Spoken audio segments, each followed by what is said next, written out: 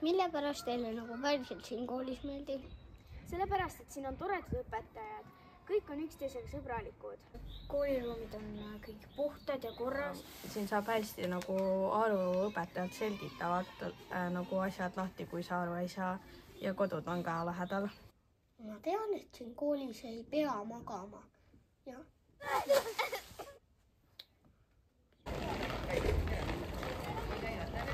Tervitan Alu kooli, tervitan kõiki teid rahvaid, naissid, rahvatantsijaid, tantsige samamoodi, sama mõnusalt edasi.